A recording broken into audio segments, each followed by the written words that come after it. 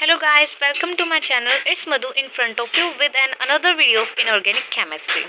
So we were studying about D block elements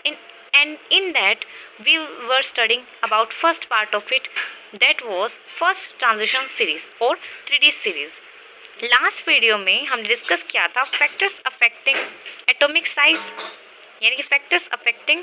atomic size और radii, जिसको हम कहेंगे कि परमाणु आकार या त्रिज्या को प्रभावित करने वाले कारक, जिसमें हमने देखा था कि शील्डिंग इफेक्ट और जेड इफेक्टिव दो चीज़ें जो होती है, इसको हम सिग्मा से रिप्रेजेंट करते हैं और जेड इफेक्टिव जो होता है, ये दोनों चीज़ें जो होती है, शील्डिंग इफेक्ट तो डायरेक्टली प्रोपोर्शनल होता है एटॉमिक साइज के और जेड इफेक्टिव जो होता है इन्वर्सली प्रोपोर्शनल होता है एटॉमिक साइज के। तो ये हमने देख लिया था। अब हम देखने जा रहे हैं कि ट्रेंड्स इन 3D सीरीज, यानी एटॉमिक साइज होता है उसको कौन से फैक्टर अफेक्ट करते हैं वो तो देख लिया, पर एटॉमिक साइज होता है 3D सीरीज में किस तरह से वेरी करेगा वो चीज़ हम देखेंगे।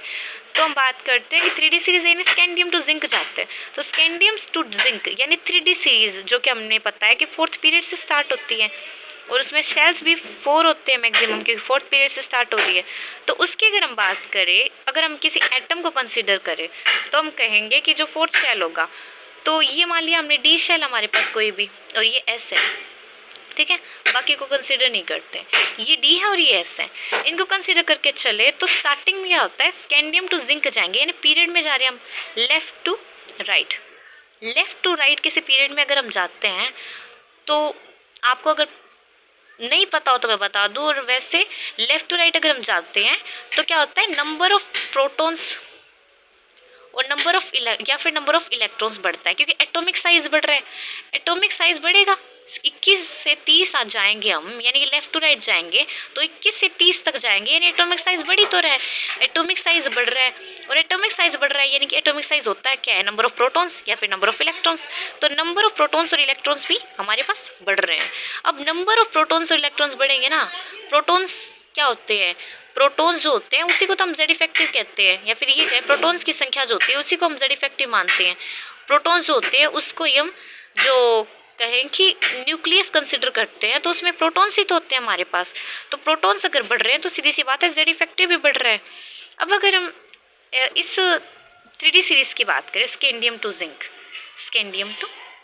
जाते हैं, तो स्टार्टिंग में क्या होता है, इसमें होता क्या है कि स्टार्टिंग में तो एटॉमिक साइज होता है वो कम होता है, लास्ट में एटॉमिक साइज बढ़ता है,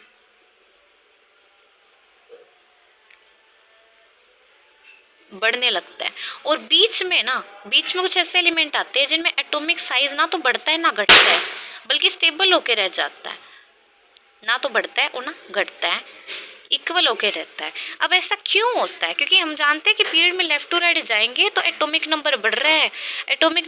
इसका मतलब नंबर ऑफ प्रोटॉन्स बढ़ रहे हैं, यानी न्यूक्लियस का फोर्स बढ़ रहा है और जेड इफेक्टिव बढ़ रहा है, और हम जानते हैं कि Z effective inversely proportional to atomic size होता है। इसका मतलब ये है कि अगर जेड इफेक्टिव हमारा बढ़ा है पीरियड में जाने पर, तो एटॉमिक साइज कम होना चाहिए, क्योंकि जेड इफेक्टिव बढ़ेगा तो न्यूक्लियाई स्ट्रॉन्गली बाइंड करेगा आउटरमोस्ट शेल के इलेक्ट्रॉन्स को, यानी कि नाभिक जो है परमाणु के बाह्यतम कोश के इलेक्ट्रॉनों को प्रबलता से आकर्षित करेगा, और अगर प्रबलता से आकर्षित करेगा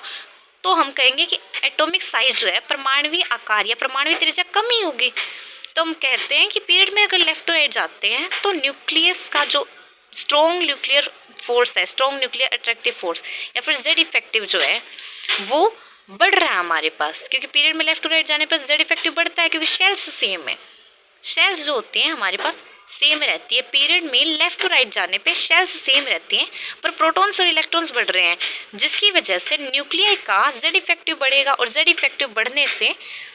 एटॉमिक साइज क्या होगा, कम होगा। तो स्टार्टिंग में तो एटॉमिक साइज कम ही होता है,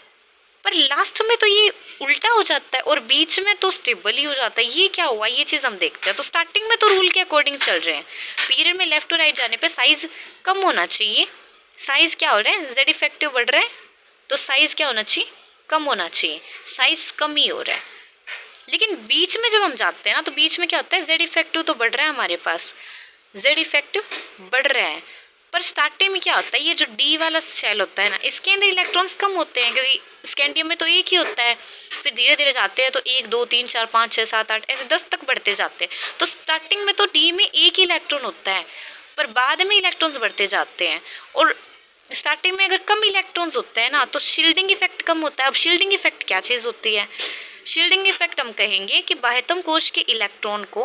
आंतरिक कोश के इलेक्ट्रॉन जो होते हैं वो नाभिक के प्रबल नाभिक आकर्षण बल से यानी स्ट्रॉन्ग न्यूक्लियर फोर्स से या फिर जेड इफेक्टिव से बचाते हैं। उस चीज़ को हम शील्डिंग इफेक्ट कहते हैं। तो स्टार्टिंग में डी के अंदर इलेक्ट्रॉन ही कम है तो वो क्या शील्ड करेंगे? आउटर मोस्ट शेल के इलेक्ट्रॉनों को। तो इसलिए क्या होता है, शील्डिंग इफेक्ट जो होता है, शील्डिंग इफेक्ट जो होता है ना स्टार्टिंग में वो कम होता है।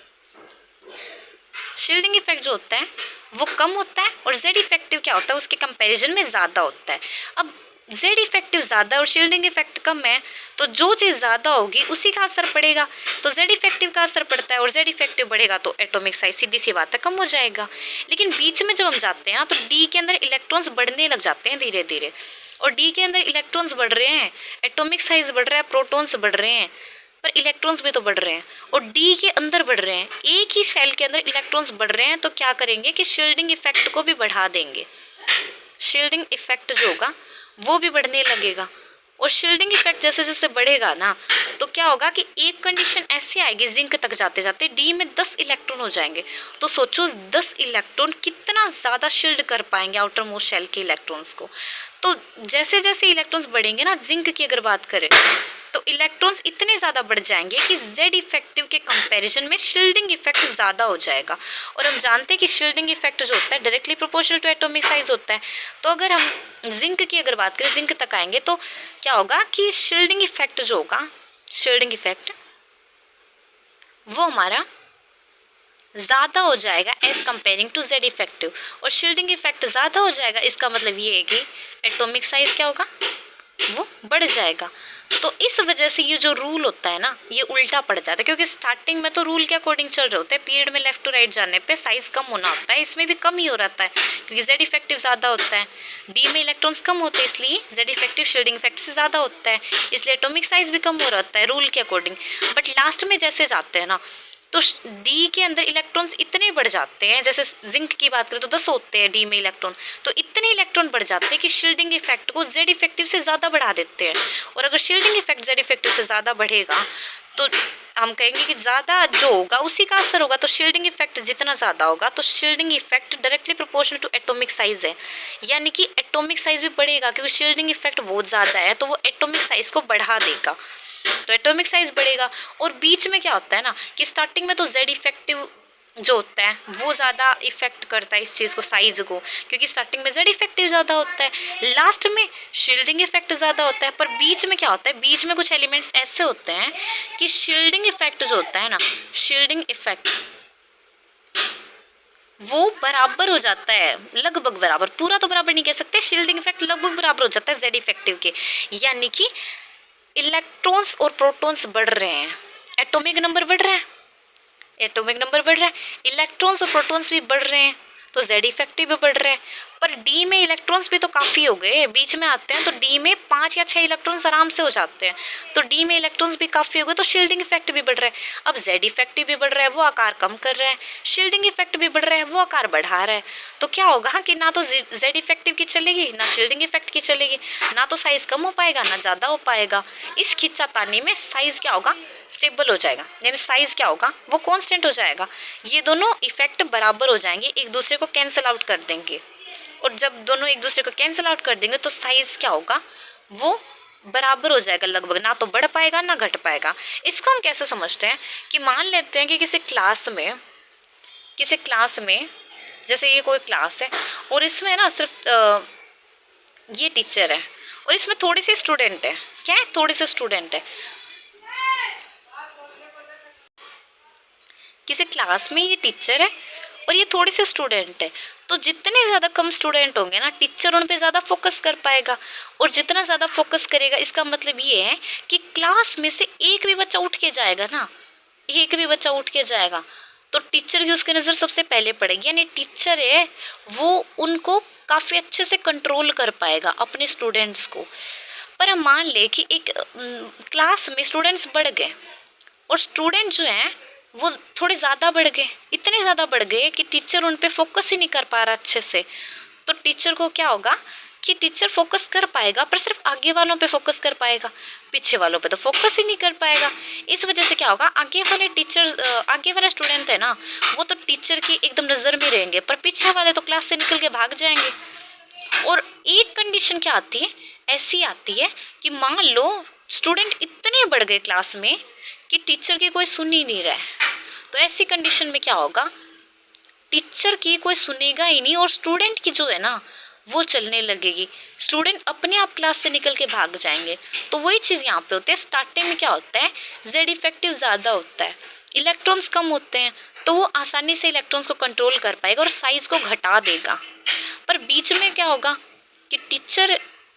जितना वो कि जेड इफेक्टिव जितना ज़्यादा स्ट्रॉन्ग है ना, उतना ही शील्डिंग इफेक्ट स्ट्रॉन्ग है। इस वजह से ना तो साइज बढ़ पा रहा है ना घट पा रहा है, और लास्ट में तो जेड इफेक्टिव की गजब बेइज्जती हो गई।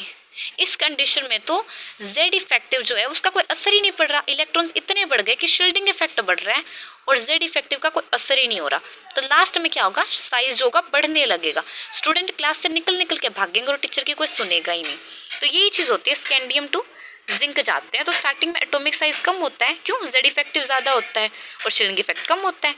बीच में अगर हम जाएं तो एटॉमिक साइज